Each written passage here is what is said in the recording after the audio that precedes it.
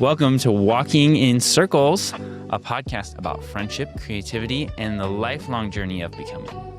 For more than 15 years, our group has gathered weekly to play, reflect, laugh, and share life. This season, 5 of us are on a creative pilgrimage, working through Julia Cameron's book, Walking in This World. Each week, we explore what's bubbling up in our art, in our hearts, and our lives, as we rediscover the creative pulse within and around us. I'm Chris. I'm Cameron, and we'd like to invite you to listen in and continue the conversation. Walk with us as we keep learning what it means to be alive, awake, and connected.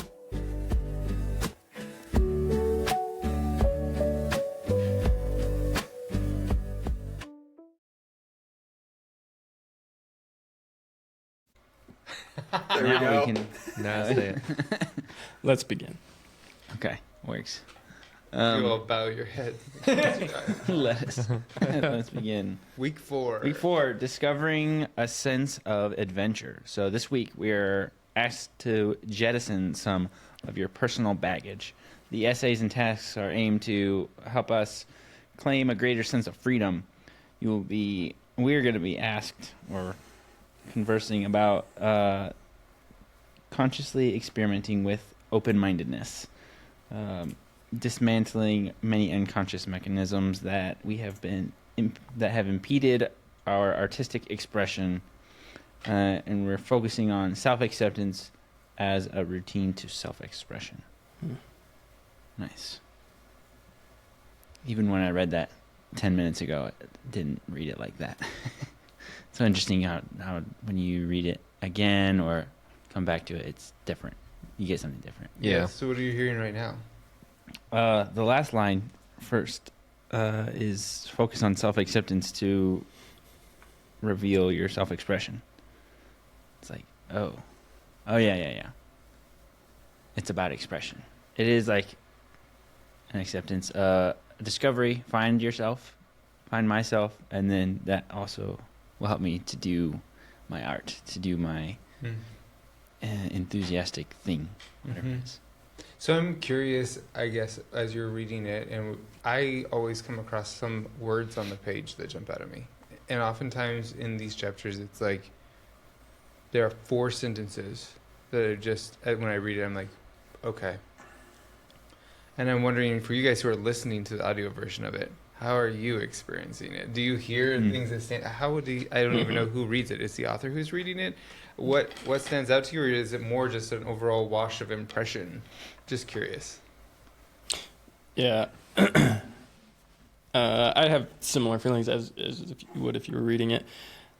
Just that, like, I think I've listened to each chapter probably like 4 or 5 times. Just like whenever I'm working, because I'm focused on work, so I miss stuff here and there, but all these little bits keep jumping out at me, and so I feel like I could listen to it like 20 more times, and like there's always going to be a different thing that I focus on, or like we could read it together as a group and there'd always be something that we could talk about and explore further. And so but no, it's not been the author, it's some other lady who's old and too professional. I hate it when like the audiobook person is like, their voice sounds too professional and it's like almost droning, like you can't pay attention. Usually when it's the artist, it's like It's not reading it with artistry. That's funny. Yeah, it sounds like the ironic. instructions to like the fitness gram pacer test. Like it sounds like I'm being instructed on something that I need to do for like work or something that. That seems antithetical to Julia's exactly. I wonder expression. if that changed my experience of the whole thing. Yeah. Interesting. Although when I did hear her on a couple podcasts, it did take me a second to recalibrate. Because when you imagine someone in the you imagine, I don't know. Same what thing I we do imagine. with God, right? Yeah. You imagine God in your own image, in the things that are familiar to you, or at least what as far as your imagination can reach, and that's what we do with people and things as well. What's she like? I don't know. I have to listen again. Yeah, I should look Have you them up, seen too. the picture in the back of the book? No. On the back, well, Imagine she's white. Is she white? this is funny because it's a really old black and white picture of her. It's like They're always like that, 80s so- haircut. She's actually a small Jewish man. So That's about right. I can picture her now. That's exactly what I had in mind. Really? I know her. Just kidding. That is actually what I pictured, though. is she like a She's like like my old mom CFO looked like in lady. the 80s or something. That's not what she looks like, though. That's what she looked like. right. Right. Oh. Seth is That's having breaking microphone stuff. issues. I think I ran across that image because it's in the book. That's why I was picturing that. It's okay. I remember. Okay, go ahead. Jump into what you were going to talk about. Is Seth is done wrestling his microphone. What Yeah. in the world? Good. Yeah, it's Probably not, but we'll get there. We can put it higher and then drop it more. No, you it's can move perfect. the arm longer so Okay. it's not. I was gonna add the Seth's thing though with the listening, because I also listen during work, so I Yeah. do kind of am preoccupied with something and also sometimes forget. And I think maybe that's a benefit and a drawback to audiobook is like you're able to have split attention, whereas when you have a book, Yeah. you really have to just read the book, and it gives you like a time to sit down and do something. And then also like if she says something that I latch onto, she'll keep reading. Whereas if you are reading Yeah. the book, you can stop and just think Yeah. about it. So Yeah. Yeah. a That's little true. bit more So difficult. almost certainly you would miss everything that comes after if you're Yeah. still Yeah. thinking on it, or else you don't have time to sit with it. Yeah. Right. Yeah. Conversely, I'm sure the narrator reads the entire thing, whereas I confess that she often says the same thing for 3 consecutive paragraphs, Yeah. and so I often around? scan Yeah. those parts. Mm. But there's usually, like I said last time, there's a little nugget in there every once in a while, so it's like Yeah. Yeah. kind of hard to scan because you don't want to miss that nugget. But then as you're scanning, like that's yes, you're saying that again. Yep. Right. Hmm. I do think that there's some phrases that she keeps coming back to. Will o' the wisp. And I'm like, what the is that? I don't. And I think I kind of do. And I had to sit with it for a minute. I'm like, this is like the 7th time she said it's a will o' the wisp when you dream. And I'm like, what is that though? It's like a wisp of smoke is what I imagine. Something that's elusive. Something that's a little bit. It's not. That's moving, and it's almost as you reach for it, it swirls around and dances around you, but you can't grasp it. It's a little elusive, and Did you ever see Brave? yeah. You know, is it a will-o'-the-wisp that leads her out into the woods? It's like a little, it's like a little sprite Little almost. flame Appears almost, always or- right before she can get to it, and it's like sort of a leading Yeah. sort of. Is it a type though? Is it from stories that I don't know about? That's what I imagine, I but I looked don't it know up. quite where I got that. It says it's a ghostly light seen in folklore, especially in swamps and bogs, or a fictional or real world entity. So it's a common trope, I suppose. yeah, maybe even Sleeping Beauty too, like this light that leads you, curiosity. Could be friendly, could be not, but it Mysterious. piques you and draws you, Yeah. and you follow it. Mhm. Okay, that's better than my version of it. Mine was too cartoony.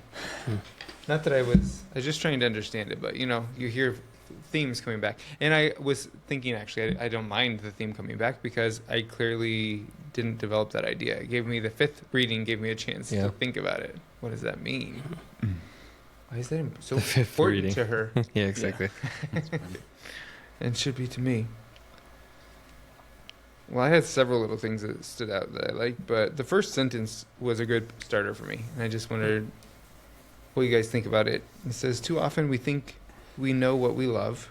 It is more accurate to admit that we know only some of what we love. Yeah, I remember when you said that. I was like, yes, that one really stuck out to me too. I liked it a lot. Yeah. Does that feel true for you? Yeah, I do. Yeah, it does. Because I think that we're always discovering, and I see people, and she kind of develops it multiple times later. An artist is someone who is in love with something and keeps falling in love with things. And this can, I think she used all kinds of examples. She talked about how sometimes I think there's a juxtaposition between the thing that you're loving and the thing that you're rigid about, or that you nail down, or that has more rules. It's kind of like what you're talking about with your vocation on the second week, because I was just editing that version, and you're talking about you picked something for a major, engineering and then computer science, that you are interested in but didn't love, like maybe it wasn't art or something that Yeah, you wanted to passionate. spend so much focused and structured time on that Structured. it could kill it or Yeah. diminish its life in some sort of a sense. And I feel like that's partly what she's saying in that. And she even talked about this would be a very risque example in a lot of the circles in which we grew up, but she talked about French lovers Oh yeah. and their flings. I don't know the word that she What used. did but- she say? She flirt. No, I mean that concept is very interesting. People have talked about Who was the thing? the etymology of the word flirt and how we do not understand it in English and it's necessarily bad. And versus French people who use that word flirt to not to ever intend anything. We always think there's intentions behind it to consummate something inappropriate, and they just mean to like explore it and be interested in it. And they're Engage. Yeah. And exchange energy. I think that's what I was thinking of when I read that part. I don't remember the specific word, but it's like to find something and then engage with it and to like grapple with it, I guess, in energy and idea. Because I think part of I think the first sentence rings true to me in the fact that I only know some of what I love because I haven't tried other things and that I will yet to love or yet to adventure into and enjoy. And I hope to continue to explore because I like doing that, and then I will find more things I do like. Yeah. Is that a new development for you guys, though? I mean, obviously, I think we are aware that there are things we haven't discovered that we're going to love, but the first part where we think we know what we love or have decided already which things we love, is that ring true for you? I think as a reminder, like sometimes we get situated and we forget we've been doing the habit or the necessity or changing diapers or whatever the thing is and forget, oh yeah, we need to be out even in order to do what we're doing now with the heart and soul that we want to. Like, I need to be out and doing other things as well, connecting to the world, discovering things that I love, exploring things, developing. I don't know. Yeah. The image I was talking about that she talked about first was actually a French mistress or whatever that relationship is sometimes lasts longer than a marriage in France, particularly, I think she was saying, or often did. And I think that's, I mean, it's a little bit, I mean, we're not advocating for extramarital affairs, that's not, but the idea is there. And I think it's relates to what you were saying before, where when you formalize something, you can put a lot of responsibilities on the thing and restrict it enough that it forgets that it's your love.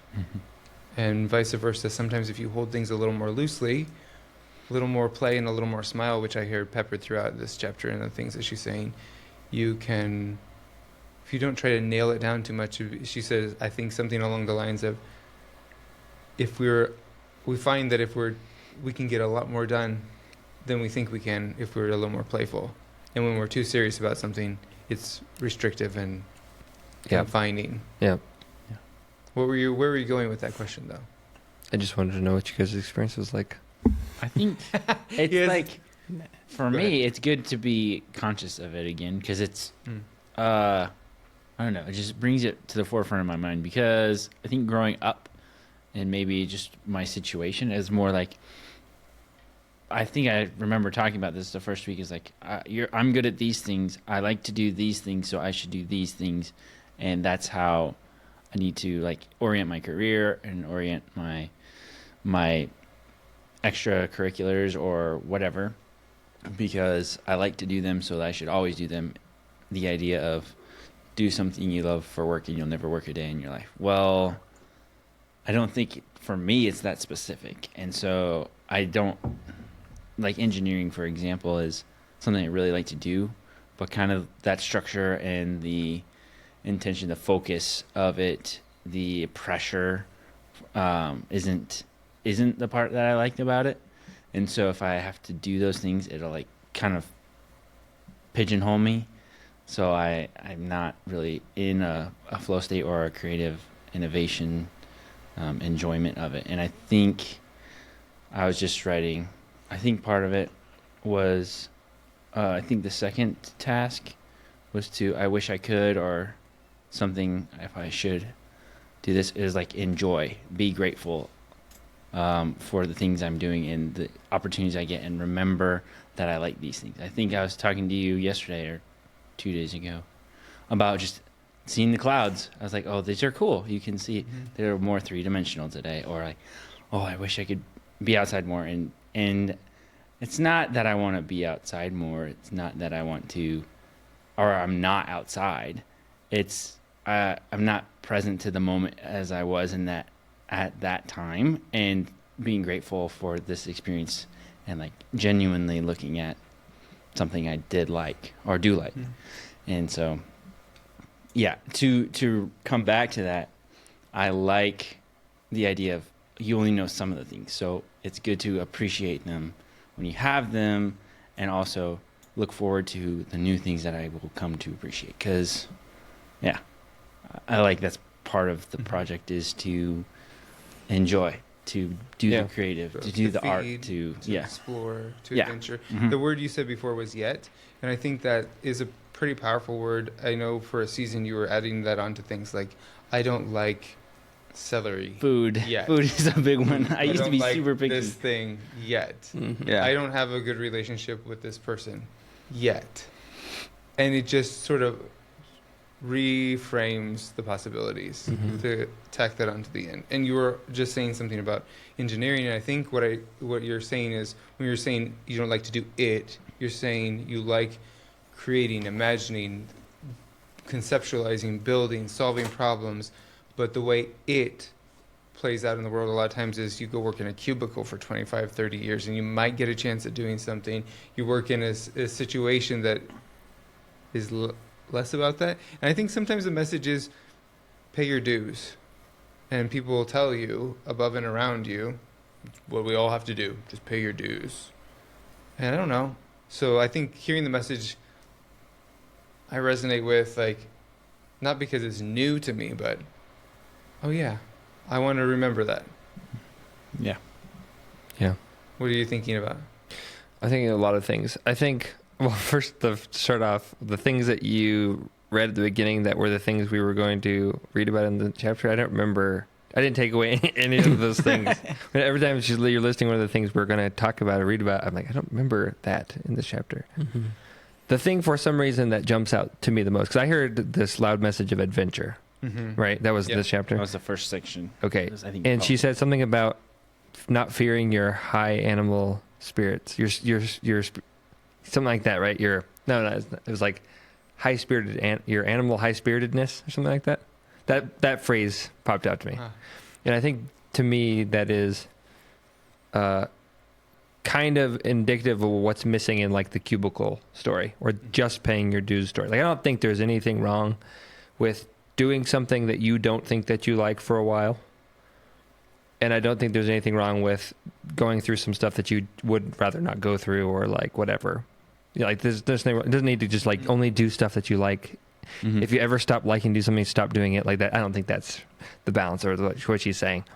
What I like is that you should have that feeling mixed into like the general thread of the story. It doesn't have to be in every sentence of the story, but in every, like throughout the plot, the spirit of adventure, the spirit of something that lets you be a high-spirited animal. You should be able to look around and say, where is the adventure in my life? Yeah. And not be unable to find Yeah. where it is. Yep. And then the second thing for me that's really important, because I was thinking, like, do I do the thing where I think I already know what I like and I don't? Sometimes, yes, obviously. But more often than it's what you said, we get busy with practical matters, and it's easy to kind of just forget to notice my experience of things or to care whether I'm enjoying them or taking delight in them. Because I think it was a pretty important theme and value in my life as a younger man, just to take delight in whatever I'm finding myself taking delight in. It doesn't really matter. And not make any statements about like, now I like this, now I don't like this.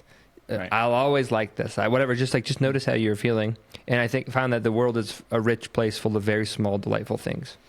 And I was always a person, and I still kind of consider myself to be, although I have less of my own, I feel like, autonomy to do it as I please most of the time, but is to look long and hard at small things. That's like, that was just my like MO. It would kill Steph when we first were married because she can do that, but she also has a very like spirited, moving energy. And so if we go to a thing on a walk or whatever, or like go to like a museum, I'm the person who could like read like the entire thing, and then I just look at the thing and just like I just like turn it over in my imagination and explore it. Because like all that stuff is so rich.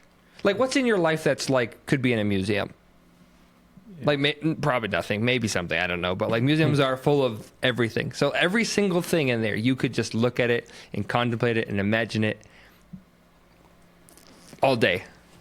But there's a whole place full of those things. Like that's crazy. Mm-hmm. Oh, but it also, One. yeah. So that I was always just like, I could. Oh, I always say this would kill her. I always say you can learn more from climbing the same mountain 100 times than climbing 100 different mountains. You know what I'm saying? Yeah. That would kill her. She agrees. I Obviously get it. now she's a wise person, but she like it just kills her, the idea. So what was I saying about this for? Oh, just that it's always been a value to me to remember Yeah. to take delight in things. And I don't mean like do things you like. I mean like doing things. Mm-hmm. Like don't forget to like doing it. Mm-hmm. And don't decide if you liked it or didn't like it. Just experience it. Mm-hmm. And then not just in the large, grandiose, like narrative threads of your life, but like in the small details. Like almost all the experience of your life is going to be in like small things, I think. Mm-hmm. Yeah. Right. And I guess you do need a balance of both, but I feel like we tend to get heady and get out of our, you said something about like your lived experience or experiencing it. We get outside of our actual experience and we're doing this like meta experience. Mm-hmm. Which I don't even know like what that's based on. It's important to have that, I guess, but like, aren't we fundamentally also like a meat bag, Yes. you know, doing stuff? Like, I mean, so I don't know. That I guess that was all kind of going in my head. Then finally the third thing, because I was thinking about like, you said the thing about my vocation and also choosing like something that I like, but that's not a passion because I don't want to get into a serious relationship. I don't want to get in a business relationship with a lover kind of a situation. Like I wanted to do art and. Right. And so I was just kind of contemplating what is the balance between doing something you can love, working hard at it, Mm-hmm. and learning to love stuff that you don't choose. Sure. Because it's got to be a combination probably for most people. You said like they always say like love what you do and never work a day in your life. Mm-hmm. Or do what you love. That's my inversion, actually. Sorry. I think they say do what you love and you'll never work a day in your life. Right. And if you're lucky enough to do that, then that's great. I don't know of anybody who's been able to do only that. There's always something else that's not what you prefer that goes along with it usually. Because you're going, you're usually, that means you're kind of going a little bit against like the flow. You've got to make your way a little bit if you're going to do it just how you want, if that makes sense. So there's always a percentage of it that's like, I do this hard part that I don't care for because it lets me do all the rest that I can do. So what's the proportion of like, what's the return on investment? You can't demand 1% hard work and 99% bliss. Like that's really unrealistic. So like but you've been in jobs where you're like, it's 99% hard work and 1% bliss. And there's something to be said about like my inversion, I think, which is love what you do and you'll never work a day in your life. Instead of do what you love what you do. Because you can really actually learn to love doing almost anything. Almost anything. Almost, yeah. But there are things you're like, I'm doing this and it's sucking the life out of me. And you kind of know that and you're like, this is not it. So there's like, I don't know. I'm seeing in my mind like these equalizer for the 3 channels. Like what you love, what percentage you're willing to do that's hard, and what you need to learn to love, and say like, am I in a situation that I can work this, or do I need to move situations so that it's like, flatly, tenable. So, I think I'm never going to go to a museum with you, Brett. I speed run museums, but It's like got that. Moving on. yeah, like that was cool. Okay, all these words too long, didn't read. But no, with when you phrase it as like that, the common saying of like, do what you love, you'll never work. Like, it makes it seem like the second there is any adversity or hardship in what you're doing, it's not what you love anymore. You're like, oh shit, like, well, now I got to do something else. But like, I got some really good advice from an old coworker of mine, which is like, essentially just out of your working days of the year, just make 51% have to be enjoyable. Like 49% can be not fun, but as long as it's just over the majority, then keep going to work. Like, keep going to do that thing, because it's a job in the end, and it does provide you as long as you have your other outlets. Like, it doesn't have to be bliss 100% of the time. And I think at least that's the way I think about the other way people talk about it, is it needs to be that. And if it's not that, then it's not what you love. You need to go job hopping or whatever. But like, as long as it's a majority, and yeah, and usually it's not just that 51%, it's like, you know, an 80-20 split or something. But still, there's going to be 20% of the days that are not fun, and you're like, oh my god, that wasn't great. But at least there was 80% that were. And with that mentality, I think I found that the days are more enjoyable, because when it's a quote unquote bad day, something that is not as fun as the others, I'm not sitting there going like, oh, man, like this is not what I'm supposed to be doing or something. I more just like be like, okay, that was one of the bad days, like, and then there's some more good ones, and maybe even within a bad day there's a lot of good things, like, so it's sure, different way of it's more thinking about it. attentive. It sounds to me like, oh, when you're in the middle of a bad day, it's like, all right, it's just gotta get through the day. Kind of, I'll do my best, and we'll have tomorrow. And if you're in a good day, you're like, oh, this is a good day, and you can appreciate it more when you're in it. Yeah. It sounds like to me. There's something in That's what good. you guys, behind what you guys, or adjacent, not behind what you're saying. I totally affirm what you guys are all saying, but there's something I want to interrogate that's a little elusive to me, so I'm going to give a stab at it. I think some part of it depends on where we're situated. I can really resonate with what you're saying, Brett, being in a similar work situation now, where I have a lot of stuff that's at my discretion, my choice, my will. I can pattern inform things. I've said no to the right number of things, and there can be a sort of an ownership of the fact that, as you were just saying, Kim, it's okay that not every day is supposed to be a 10. It's okay to have, that was a bad, I guess Stutz would say, there's a little shit on every pearl. You just keep stringing pearls, and everyone has a little poop on it. Fine. Yeah, like, that's okay. In fact, when you can actually accept and release that, it's very empowering. I don't need to distress myself that it wasn't a 10. But I guess the thing I want to interrogate, what is it? Something along the lines of the fact that I personally have been one, and I've seen in other people, that you can stay too long. I think there's sometimes a covered value, maybe in our society, our culture, our world, I don't know exactly origins of it, that says that if something is hard, it's necessarily good. And I have just recently learned to say I firmly do not believe that's true. Something does not have intrinsic value just because it's hard. Just because you endure it means you're doing something great. Hang in there. It's just the devil trying to get you. Like, all this kind of stuff is adjacent. I just spit everywhere. That's awesome. Nice. It feels adjacent to me, but also it can ride on the coattails of the thing that you guys are saying, maybe. And I know I've stayed in a place too long because I thought, I don't know what I thought. Maybe I just swallowed the line without thinking that hard is proof that it's worth it, or that it's good, or that something good will come out of it. God uses all things together for the good. Like, there's these phrases out there. Yeah. And it's like, I don't think God ever meant you to be abused, or, like, there's all these, and that's maybe an extreme example, but there's lots of different forms of it. Yeah. But I think I've been in places that I stayed too long because I thought it is my task to do hard things. I don't know. And there's something, I believe everything they were saying, but I also... To me... Go ahead, Adam.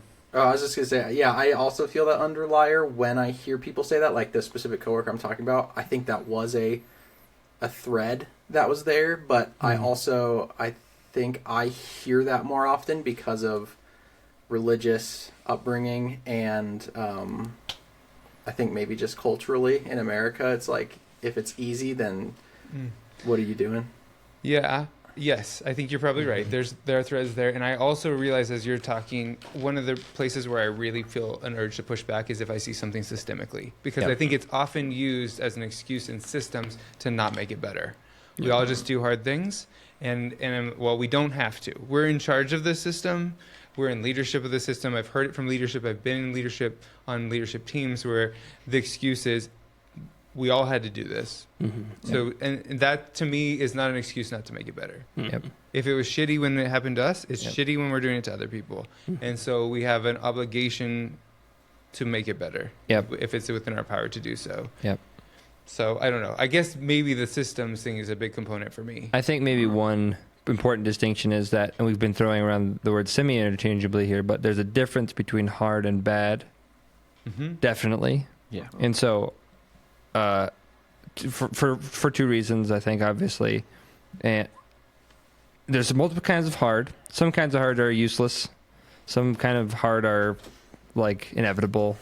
Some kinds of hard are, what's the word, like, because we're talking about love. And we don't just mean, I think if we think about relationally, like what that Mhm. means, I think about like my love for my wife. That love redeems an immense amount of difficulty Mm-hmm. and challenge in our life. Not just like says it's okay now, but like promotes it to a beautiful thing. It promotes it to a thing that's like full of meaning and depth. I'm not trying to make strife with her, but like the fact that we're going, like you're we're working doing hard tough at things, we're working at it, Yeah. means there's a lot of challenges that are completely just like, it's not promoted. What's the word? It's like, Enriched. it's like it redeems it. It's not redeemed. It's almost like that. It's like fills it with value. I don't know. What's that word? Fills it with deep and profound value. Anyway, Which is, enriches, sure.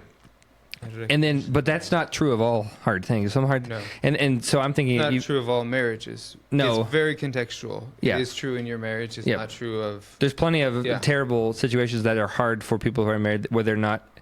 There's a lot. It's like it's not prescriptive. It's like there's the spirit of what's happening there is like for Seth and I, we are collaborating in a mutually with mutual positive regard where we both want each other to flourish and to flourish as a couple. Yep. Without those intents, so like the intentions, the spirits that are working the thing, it's transformed. Mm-hmm. And so I think similarly in jobs, like I'm complaining, I'm saying like, so like my idea was like hard would be just like, I don't love negotiating contracts with clients. It's not bad. I don't like doing it. So I'm going to get a job where I have to do that 90% of the time. I don't want to do that job. That job's just not going to be for me. Right. If I have to do some of that, I'm going to learn my best to be good at it, to maybe enjoy doing it. I'm going to find some surprising like beauty and challenges in it. But like there's a certain sweet spot where it's like beyond that, this isn't really what I want to be doing. Mhm. That's different than like there's something bad about this situation. Like so-and-so is exploiting so-and-so. Damaging or damaging, healthy are the Cruel, Yeah. evil, low-key evil, toxic. High key. I'm good. Yeah, sometimes high-key evil. I'm out. Hard pass. Yeah. Yeah. And that's not always true. Like sometimes there's some, you have to use your judgment, Mhm. and it's easy to be taken advantage of because we want to.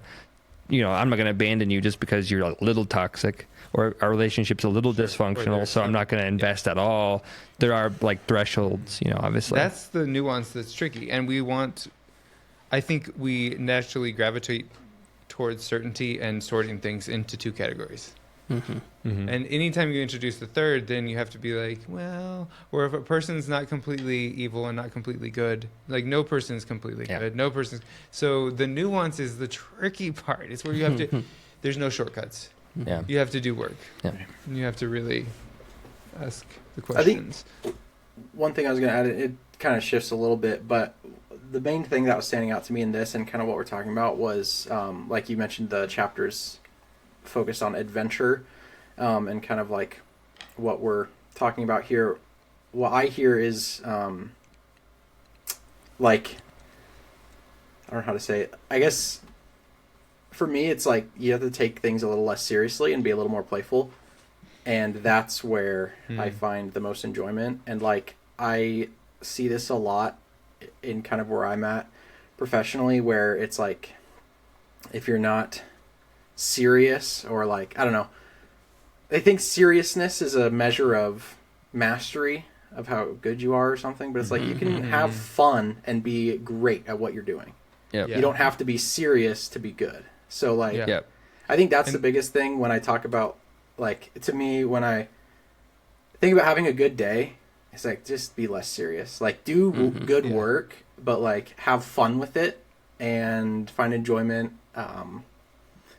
I also relate it to, like, some hobby things, too, because I, like, when I was in, like, the fitness or bodybuilding world a little bit. It was like everyone's like, you gotta focus, you gotta eat 7 raw eggs and it has to suck and like all this stuff. And I'm like, then I'm not gonna do it if it's all this nasty hard work stuff. But if I'm actually like having fun, or it's like playful, or like, you know, exercise because it feels good, or like exercise because it's a fun thing, like you get to go play volleyball or pickleball and you have fun with it, then I find myself doing it all the time and becoming way better at it. Yeah.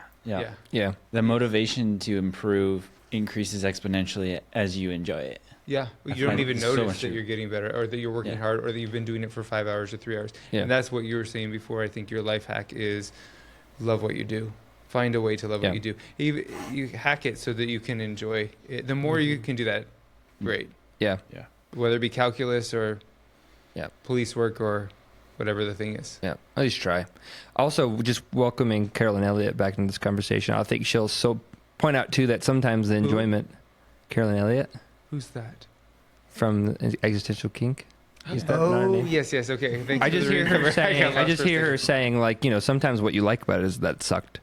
Like when you're working your ass off in the gym and just being super intense about it. Like that's what some people are in there for. Yeah. And you just have to pay attention. If that's what you're in there for, then great. And if it's not, then you don't need to do that. It's true. Yeah. People love that. Love to be hyped up. Love to that energy. I need to make myself mad. Yeah, I was gonna say, like, and that definitely is a motivating factor, and you need to recognize if you're doing it because of that, if you actually like the suck, or if you're doing it because you're told you need to like it. Yep, exactly. Right. Yeah. There's a thing like, see what's inside of me. What can I handle? How can I experience to work that thing out? Whatever that thing is. I don't know if this is when I took the book from you, the part that you were wanting to remember, but she said, you pointed out this week, anything worth doing is worth doing badly. Yes, I've thought about that 7 times during this conversation. It's so hard for me, a little bit, to do, because I believe it's true, and I believe that I want to do it, and I think it also helps me enjoy what I'm doing. So in the context of like volleyball, I started getting into it in college with intramurals like halfway through, and I really liked it, so I play a lot. And if I messed up, I was like, okay, give it to me again, give it to me again, give it to me again. That is not the same as when I practice my piano or as I'm trying to code. And there's always different levels. But that's what's different when you're practicing piano or coding? Well, just that's a good question. To think about it, volleyball, I came to seeing it like that. I wanted to go get it, so I went to go get it, and I found people who are also similarly enthusiastic about it, so I got to do that. That's helpful. Piano, I saw it from the outside. I always enjoyed listening and playing, but I never had like the skills or the teaching, the practice to do it. So getting into lessons is super fun still. Practicing by myself is hard. I still like doing it, but it's hard to make myself do it. Yeah. Coding is different on another level because I did do it in college. And a little bit different because it was more mathematical. But it was hard for me in some ways to create in that kind of a language and in that setting. But what I can do with it, I really enjoy. But it's hard. It's like slow gears, like molasses kind of moving. I feel like that, and and I know I'm bad at it. And you and Nate were making fun of me a little bit. I knew you were gonna do this.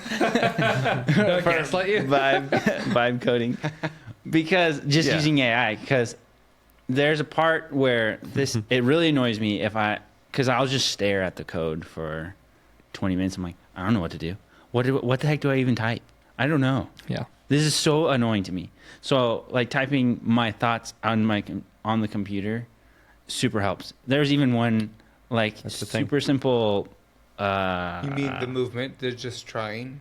Yeah. Helps. Yeah. Yeah. I have to move. Like I'm like about. Steph in that I have to move to get to something, even if I'm like circling for hours or whatever. Yeah. And like coding's hard for me unless I like. Sometimes I did a little practice thing. I had to write out all of the steps or the things the logic behind it for like paragraphs before I could write the 8 lines of code. And Yeah. like that's hard for me. And if I'm trying to do a whole program or do a game like I've been doing, first of all, there's a bunch of vocabulary I don't know. Yeah. Which is frustrating. And then the logic behind it in that vocabulary is going to be 10 times harder for me to write. And so when I type it in, it's nice. Sometimes it doesn't work, and I'm okay with that. But sometimes it's like, okay, now this is like kind of what I want. It's adjacent because I got a finished product today, which was great, and it's super fun to play. And I could tweak it to what I want it to look like and stuff. That's great, but it's not what I want yet. Because you want to know, I know that I know how to do this. Right. I didn't really write this stuff. I didn't really put it in. With the vibe coding? Yes. That's true. Which is super frustrating because that's where I do agree with my professor from college is like, don't look up the answers because you won't learn it. I do agree with him in that sense. But if I'm using the answers to find out what to do, I think that's a very good way for me to learn. So what I'm going to do, and this is going to be more fun, I think, for myself, is I'm going to go back, look at the code, and I have 100 lines of code to look at. Do you guys get any buzzing? Yeah, we're getting to it. I don't know where it's coming from. Okay. I don't see it on the board, so I don't know if it's someone's headphones or something. It's done for now. But what I'm going to do is I'm going to go back and reference all the code that did work, that didn't work from ChatGPT, and then what my product looks like. And then take it back and try to use that as a framework to write what I do want. And there's one particular thing that's going to change to, instead of having it rotate through different, there's going to be an order of colors that's going to have to switch. And so each tile or whatever is going to switch through the whole thing instead of just in order of colors, like rotating through a certain so you color have a task scheme. You're trying to accomplish. Right. And so it's going to be different, and it's not something that I think I can put into ChatGPT and have it help me with. I did initially, and I kind of switched gears. So being bad is hard, but I know it's worth it because I have to. That's true. That's great because I think it's so good. I do believe in it because it's something about the George Washington Carver quote. I think it's him that you will never get old if you keep learning. Something along those lines. Is that George Washington? Is it George Washington? I think it's. It might have been someone else. It says, "He who learns is never old, and he who stops learning is all old already, no matter his age." Or something like that. I don't think it's George Washington Carver though. I think it's the guy who wrote Henry Thomas Ford. So I can't think Henry of his Ford. name right now. Is it Henry Ford? I looked it up. It says Henry Ford. I think it's Anyone who Mark stops- Twain actually who is. Well, Henry Ford's quoted as saying, "Anyone who stops learning is old. Anyone who keeps learning stays young." Okay. Yeah, something like so. That I agree with that. I don't want to be a person who's just like, oh, okay, I know my things. I know what I love, like we talked about at the beginning, and then I'm just going to do that and just do that, and I'm like, screw everything else. And like, no, I want to have my eyes open. I want to be observant. I want to be learning the things I want to learn, because I mean that's how I think I will be successful at life, and how people are successful at life is they keep learning, keep having an open mind, and like taking different inputs and then funneling into a positive, helpful belief system to interact socially in the world. I think that's why we are less violent as a world. Progress. Like, yeah, exactly. That's why we're making progress, and I think that's how you make progress. You got to keep learning and have some humility, and that's what it is. Yeah, humility. Where I'm such a fucking prideful person, and my ego's so huge, and it's hard. That's the intro now. Well, I have to say that from what you're saying, I have several responses I have to just get in here. First of all, what you described as that's coding. That's not you. It is you, but it's like that's very common. Everything you're saying. it's a different way of thinking. It's new language. It's extremely picky. It's pedantic. It's just like, oh yeah. Oh, did you mean semicolon? You said colon, you fucking moron. It literally won't work. Yes. Like that stuff. It's crazy. But at the same time, there's it won't raise its hand. You have to go find it. All that stuff is sort of unique to coding, and it's interesting, and I think it is good for pretty much anybody to try. But the thing that I hear is that it's really two things. Have you ever seen somebody who won't get frustrated? I don't mean somebody who's like tamping it down or repressing it. You ever seen somebody you're like, why are you not frustrated? I don't know exactly where I've seen this. I think it may be like something I've seen in streamers. Sure. Sometimes I watch people like streaming coding too, so like I'm a huge nerd. But sometimes people are doing something and they're like not getting frustrated, and you're like, I would be very frustrated, and they're not. And you can tell there's this spirit of play and interest. And there's a limit to that for everybody, I have to imagine, like obviously. Yeah. But some people when they're doing that, they're like, oh, that didn't work, interesting. And then they just keep on tinkering and playing. And there's a spirit of like play with it. And that really transforms the experience. I find that the thing that sabotages learning more than anything else is expectation unto frustration. I think when we say, well, you get frustrated, that's my experience for myself in my life mostly. I'm mostly frustrated. Frustrated means you have an objective that's being stopped. Yeah. There's something you want that's being frustrated. That's what frustrated means. So what is that thing I'm trying to get out of this, or require of this? Okay, well, that's what the root of this being a negative, difficult thing is. Yeah. The thing I'm experiencing, I could be experiencing this completely differently. Yeah, and it is the spirit of play that's missing. And there's a choice a little bit in that. It's like some of it's your preconceptions about it, and like your disposition. Yeah. Bringing in background, like, oh, this is a thing that I think is going to be hard, so I'm going to struggle with it. Knowing that, and then bringing that kind of energy to a circumstance or a project, versus like, ooh, I wonder what this is going to be. Like, that's an optimism I had for volleyball versus something I had for coding, because I had previous experience with both. Volleyball, I really enjoyed and had a good And you group. did it with a good friend, and it was new and exciting and adjacent to something you're pretty good at because you've played other sports. Right. And I had enough of a curve that and you were doing it with people and it helped. Instead of by yourself, so you at least visibly you knew you were partnered versus to harken back to a private. But that's different when I was learning coding because or piano. Yes. Yeah. Well, coding because it was in college and we had fun. Yes, we were all struggling, and I think the first course was good and it was lighthearted. I had a good prof. It was a small class, and then my second class was it was a different language, and then it was a huge class, and the prof was like, I don't know, it's more public school, big class.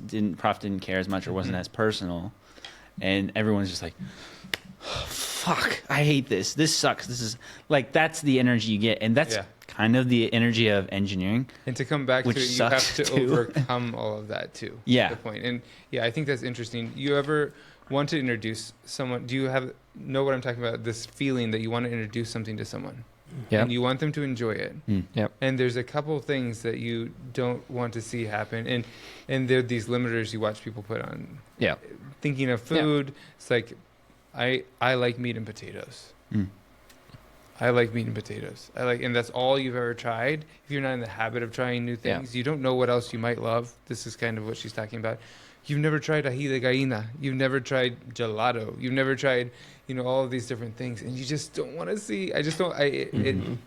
Something inside me shrinks to see someone limit themselves in such a way. And the same thing, if someone's trying something new and this is not the right moment for them, it's going to overwhelm them. Don't do it now. We'll come back. I want you to try this in a different frame of mind, in a different moment or something. It's hard to create that scenario and atmosphere for yourself, and because it has to be an open opportunity. Someone has to be able to take that step, or I had to be able to step into it at the right time. There's a movie, I don't know, rom-com, George Clooney, Julia Roberts, that they were in the Philippines and their daughter was getting married, and it said right place, right person, right time. And that's kind of essential, maybe not person, but when you're talking about a project or an experience, Right you person. have to be, you have to have the right place where you're at, the right time. Right team. You have to be open enough to do it yourself, and then the right team person, the right scenario to go jump in and be engaged in that project. And that's hard to recognize or even create. And Takes practice. it takes practice, and it's something I would like to see more. Like as I've read, I think this chapter specifically, and maybe chapter 3, I was like, I wish I could have done this in school, because I see kids not enjoying school at all. It's horrible to them. They don't want to be there. High schoolers especially, and they're just like, if I'm not good at it, I'm just not going to try. I don't want to. Yeah. And But- that's like a predetermined experience. And sometimes you can get a project or a lesson that will orient them to be like, oh, I am interested in that, or whatever. But I think, and I kept saying this to you in last year when you're teaching STEM and, in the education, I wanted to say, but the opposite is also true. That, yeah, you want them to have that experience. You wish you could have, but you couldn't. You were what you were able to be at that time. Yeah. And that's recognizing that and accepting that for people is also a thing. Mhm. And so a lot of times as a teacher, they can't. At that time, they are overwhelmed. They are trying to grow up and have hormones and maybe not make babies by trying to make, I'm just saying there's a lot going on in their lives and circumstances, and they can't. But that doesn't mean that they won't come back Sure. to the thing. That doesn't mean that there isn't something for we have no idea. And that's actually one of my favorite metaphors from the Bible is the sower. And I don't love to hear people talk about it because we take everything and make it too literal, and we know that the literal meaning is the lowest level of meaning, and so we can simplify things. But this idea of scattering, we have no idea what seeds are being planted in people's lives. And I think that's part of just being true to the thing, is you don't know the outcome or where it will lead or what fruit it will bear, but sowing that sort of a thing. Yeah. That's true with our present selves too. Because you're saying Yeah. all those things need to be true, but we build, it's a skill. You say it's a skill you develop. It's like working out. You build like stamina. You can become an unstoppable badass who can almost always find that mode of being in almost any situation. But even now you accept that you are what you are in the Yes. situation you're in. If you don't got it, you don't got it. Yeah. It's okay. It might come back around. That's fine. That's back There- to the same thing Yeah. as the day. Today's not the day. Yeah. It's okay. Mhm. Tomorrow will come, and there has to be that trust. And that's part of not bearing down on the thing. I think that is the spirit of part of what she's talking to, about not bearing down, gripping the thing and making it, give me the golden egg today. Yeah, Like, yeah. it's not here. There's But come back tomorrow. Yeah, It might be. There's a thing to be said about rest, taking a day off, or coming back to it, because you will come back with, or like sleep on it. That metaphor is like you will have a different perspective about Yeah. it, because it's a different day, because you'll have different scenarios, different circumstances. Yeah. And that's good. Next to that thought, there's one other thing I wanted to touch on that jumped out to me besides the animal spirit. Yeah. Right close to that. It jumped out to me because my thing is, I've come to realize my kink is, and you said this before, it has to be hard. Like I have to make it hard no matter what. It's not fun for me if it's not like pioneering and unconventional and like Yeah. excellent and mind-blowing. It has to be so hard. And if I'm good at that, like she said this, they're, what is she saying? Like they never want to do anything they're good at. They always want to like, essentially like if you're excellent at like writing novels, you want to write for the theater. If you're excellent at short stories, you want to write novels, whatever. Yeah. I kind of feel that a little bit. So do you, So, yeah, go ahead. so the thing she said, which I think is true, is like sometimes, what did she say? It's like she said something about like simple, friendly art or something like that. It was like easy, friendly art. Sometimes you got to do some easy, friendly art. Is that what she said? Is that what I was hearing? I There was don't like remember the phrase, but I do remember the Yeah. spirit of that somewhere in there. Yeah. Yeah, so sometimes it's like it doesn't always have to be hard. That's what she was saying on the heels of describing this like affliction that so many artists Yeah. have. Right. It does not have to be hard. And sometimes you can do stuff that you're good at. Yes. That's easy for That's you. an- You can do stuff that's easy for you. It's okay. And Yeah. you can enjoy it, and it doesn't mean it's less valuable because No. it was easy for you. This is Yeah. something that I'm actually kind of discovering for the first time in Yep. the season of my life. I'm like, it was too easy. Then I didn't do it, Yep. or it wasn't worth it, or I didn't Mhm. really do the work, Yep. and so it wasn't valuable. Sometimes it's easy because it easy. flows. You're in the right moment. You're Yeah. meeting it. It met you. Celebrate it instead of stomp on it. Yep. Yeah. Yep. Yeah. That's for me. The thing you were saying before about making something hard, I find my appetite for that is decreasing. Mine too. And it's like, yes, I can have the same level of anxiety no matter if I'm preparing for this or this. Yeah. You know, and I think even we train our bodies to that. I find my body responding. I'm like, this does not matter to me. I don't care about this. We had a little meeting. I wanted to be there and be present for with the realtors that we were meeting with. They're an awesome group of people, but it felt like it started to feel. I noticed in my body was gearing up to prepare as if I were going to be accepted to the college of my dreams, proposing to the person I wanted to spend the rest of my time with. And no, this is not the size of that thing. So, Can I see the book? oh yeah. Sorry, not to I interrupt. had two things I wanted to add real quick before. I know we're getting towards the end of our time, but no, on the you were saying we're at the read one thing here before I pass it. yeah Go for it, Adam. you were saying the frustration portion. Yeah, like frustration is a killer of learning.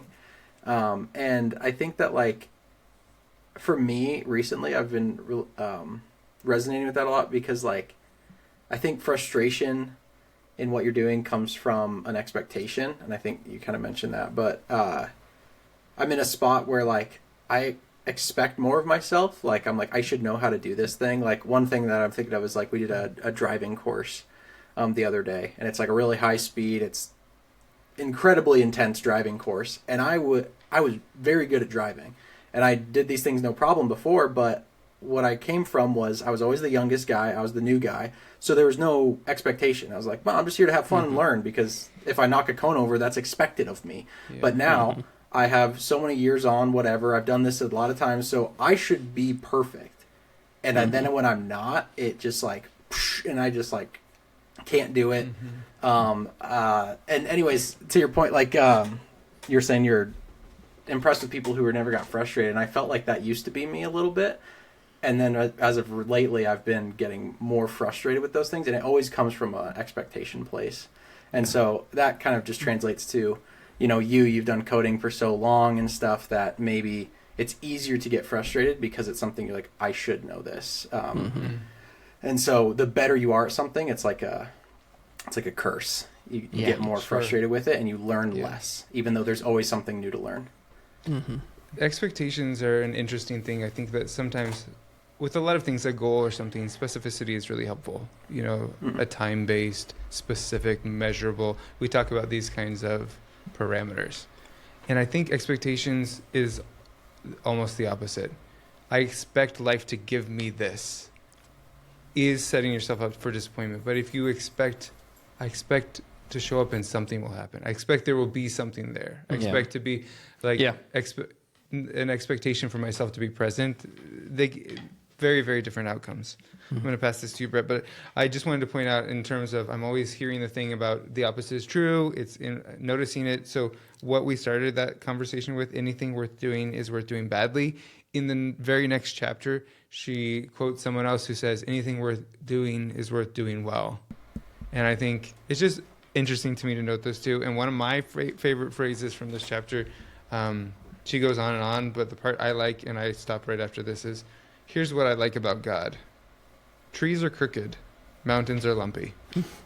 And then she goes on. But I just think, oh, yeah.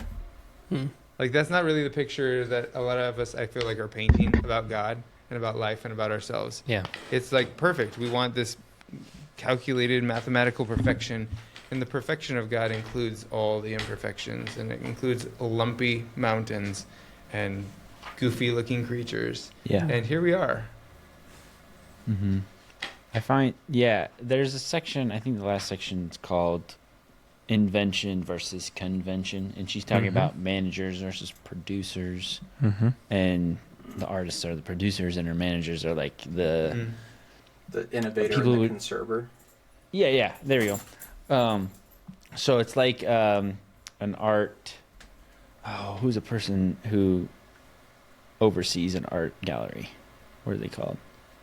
It's almost a conservator. Yeah. When you ask a specific question like that, our brains Dude, Right. yeah. necessarily hide the information. Anyway, from us. an artist versus someone who's selling their art, Hmm. and you need it's Curator. kind of the curator. Perfect, thank you. So an artist versus a art curator, someone who's you need someone like as an artist. It's good to have that person in your life because it sets some boundaries and limitations in a way. They're like, oh, this, I think what she was talking about was like this type of art is selling really good right now. And that's good for you to know and to have, and if you can create that, but also don't let that stop you from doing this new thing that may be the next thing. Yeah. And she's talking about being in tune with yourself. Or may not be the next thing. Yeah, It's just but it's your thing. self-expression. So Yeah. be in tune with yourself to do that and be in that. But it's also good to have the curator who is working in your best interest as well, but in a different avenue, more conservative avenue to help to focus. Maybe I think that task was even talk to yourself as your innovative self versus your conservative self. Yep. And I found that helpful too. Yeah. Yeah, I was happy to see that, like what you were saying, both are true, and she said the opposites. That even though in the most of the chapters she kind of it seemed like she was kind of pitting the conserver, Yeah. and innovator against each other, that in the example the conversation was collaborative. Yeah. That they really helped each other a lot, That was and that's exactly what I imagine. It's like it's not like you're supposed to kill one. You know, Yeah. it's like Marry the don't other. let. Well, yeah, exactly. Not. Yeah. I thought You gotta I thought make them this- fuck, so that they make something good. You know. I thought I was gonna You made say I me go thought the there. same thing until you said that. I didn't think exactly the same thing, but with the I think if you're all innovator, and I feel like this is what turned me off to like being quote unquote an artist, is they're all innovator, and I'm like that's called delusion, Yeah. Yeah. and then you're all conserver, then you're I don't know, you're just stuck up and old Yeah. like. Yeah. Even when you're Stick talking in the about mud. the art curator and the artist needs a curator, I think the artist needs to be the curator too. I think a good artist is a curator of a lot of things, and we play all these different roles. And actually, if it goes back to the more that we can love, I think it informs the thing that we're producing or creating, the work of our hands, the work of our vocation. Yeah. Yeah, she has that line there. It's adjacent to what you were saying. I'm trying to find it because it was such a good line. But she says, "I know for a fact that even though they might be in love with that other thing right now, you could be the next thing they're in love with." Yeah. Something like that. It's really good. I like Yeah, that it's like section. just live like don't. Yeah, it's like just act like you could make something that could be the next thing. Yeah. It's fine. And I think that's a really important thing. Act like it.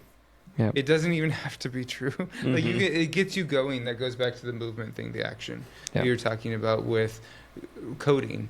Just start writing something is much better than writing nothing. Yeah. Literally, if you're Right. just doing X, X, X, you're probably going to come to more than if you just sit and stare at the screen. Right. Just act like the thing is true, and all of a sudden it becomes true. I'm right now acting like it's true that I take no step unpartnered, and I'm discovering it actually is true. But I didn't have to actually know that on an existential level to begin to take that first step. I would say Yeah. act, and if it's like act with a sense of the conserver in mind, because if you act like it's true and it's not, and you like, let's say your livelihood is tied to it, and you like quit your job and you're acting like it's true and it's not true and it's not going to be true, then it's like, oh, well, you should Well, probably that's where keep there's your the job. dialogue. Yeah, That's what Brett yeah, was saying. Right. Is the dialogue between the two. yeah. I have to say that the thing, Seth, I have to situate myself differently next week in terms of the physical arrangement in this room, because I can see you two and I can see Adam in front of me, and now all of a sudden, because we're in this new space, I can't see you at all, Seth. I'm looking over your shoulder. Yeah, So, and you can't see that, so we gotta shift Yeah. a little bit here. So I'm like, it's all right. I never noticed. Usually I noticed when Seth was about to say something or was thinking something. So I to make some space for you. Yeah. To blab over you. Yeah, that's perfect. Sorry, I could see you, and I did it anyway. Thank you. Just kidding. I didn't do it on purpose. Just don't care. Seth wants to say something. Hurry and say it before. Anyway, so Shut up, Seth. Cállate la boca. Did you have something that you have that's been percolating that you wanted to? No, I probably would have said something already, but literally as I'm like getting ready to say something, somebody says it. I'm like, oh, well, I don't need to be here. Somebody else can say it. It's all right. no, Yeah, nobody that's can good. say it like Seth's. no, yeah. No, it's okay. I think one thing I was thinking of, and I'll probably repeat some of what you already said, talking about like expectations and goals of doing something. I'm just thinking of it from my own experience of like construction. I think that like if you I mean, you can call it expectations or goals, but I think of it in the terms of goals. Like if your goal in building a house is to make money, then you're going to be frustrated by not making enough money, not completing it in enough time to where you make money because you spent too much time on it or whatever. And if your goal is to build a house for yourself so your family can live in it by next spring, you're going to get frustrated because it's not happening fast enough. And that's the thing that's frustrating your goals. But if you're building a house because you want to build a house just to learn it and to have fun, or maybe like lower scale, like a cabin or something, you're building yourself a cabin in the woods just to build it, learn how to do it, have fun, enjoy the process, then like that level of frustration is going to go down. So you're talking about like the coding or whatever it is, like people don't get frustrated while they're coding. Well, that's probably because their goals and expectation isn't to make this beautiful, wonderful thing. It's to learn how to do something, show other people how to do it, enjoy the process, sit there doing it. And it's just a enjoyable thing. And I think that, at least for me, that's where my expectations or my frustration comes in more, especially with like construction. Running a construction company, running a crew of people, doing a thing is when... And you feel a little bit of this pressure from like your boss or whoever's in charge or whatever, or even from yourself if you're in charge, is like, I'm not doing this fast enough. I'm not doing it efficient. I'm making this mistakes. We got to restart. So it's like, that's where, like, I would fully enjoy doing this if we had a week to do it and I didn't like have to worry about like the end date or whatever. Like I could enjoy doing this thing, but if I have that expectation in my head, it's like, oh man, this sucks. It's like you can be doing the exact same thing, but it's just all in your head, the goals and expectations that you're putting on yourself, And you might which think, sometimes have to be there, but yeah. And I might think, oh, I won't get as much done, but I'll have fun doing it. And it's those times that she's saying, exactly, you'll probably just do more. You'll actually end up doing more because you're enjoying What yourself. if I did this? What if we had this? Exactly. This would be Well, better. just imagine the productivity. If you've ever had a day where you're in a flow state with lots of energy, I can guarantee you got twice as much done on that day than you did on a different day, and probably 4 times as much as a bad day. Like, it is extremely empowering and energizing. Yeah. The sort of the idea of cutting your losses is if you can find a way to afford it, to say, it's not happening this day, I'm not going to press it. yeah, You can come back. There's be nothing better. in forcing our way through. We don't accomplish more than if we were to say, this is not the thing for today. There's something else for today. And then I come back and can do 3 days worth of time in the morning. Yep. Generally, coercion's not a good policy. Just generally in life, I find. Relationally and Yep. Your relationship to your In all work things. involved is included. Yeah. Yeah. right. Adam looks disappointed at that word. No, sorry, I was You're gonna have to into chime in. coercion. I do have to go here soon. You're a 'cause policeman, so I that's have- kind of your job, right? that's Coerce true. people. I'm just here to coerce. Did you have a last thought, Brett? You can sign out if you need to, Adam, but nope. No, I'll Didn't sit find if there's last thoughts. No, from you? You got a nice last thought, Adam? He's sitting for last thought. Oh, I thought he was saying a last thought. Oh no, I was waiting for everyone else's last thoughts. I don't. My last one, I guess, is just that like I like your way of thinking about life, Cameron. You're like, I don't like celery right now, or yet, I guess. I think I That like was to say I don't like it right now, or I do like celery right now. But I didn't before because I think it can change for me at least. It changes both ways. It's not that I don't like it yet. I can like dislike something that I did like before. Mine is like pecan pie. Used to love that. I hate it now. It's disgusting. So like, and that's okay. I used to be very envious of people who were like, they are this thing and they know they're this thing, or at least it seemed like that on the outside, where it's like, this dude is like all about hunting and like that's his thing. It's like he's just the guy that eats meat and potatoes and goes hunting, you know, it's his thing. But and maybe that is the case for him, and that's great. But I think most of the time that's just what they've tried to decide, and it's okay to be flexible and like you're that now, and you can be something else later. And like getting rid of that doesn't mean that was a waste of time. It just was what you were, and now you're something else. And also, when I say you are now something else, you are not defined by the thing that you do or whatever. Like you're just doing other things, but you're still You just like hunting. And it doesn't take You enjoy hunting right now. Yeah, That's right. Anyways, Yeah. that's my last thought. The courting the lover. Yep. That whole element. Okay, thank you everybody. All right. See you, Adam. Thanks guys. Bye. Got it.